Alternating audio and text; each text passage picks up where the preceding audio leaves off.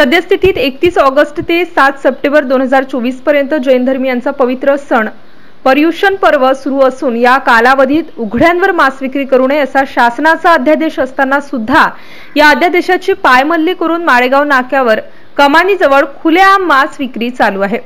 तेल्हारा शहरात उघड्यावर होत असलेली मांस विक्री त्वरित बंद करण्याची मागणी जैन श्वेतांबर समाजाचे अध्यक्ष राजेंद्र शाह, सुरेश भायानी व कीर्तिकुमार शाह यांनी केली आहे।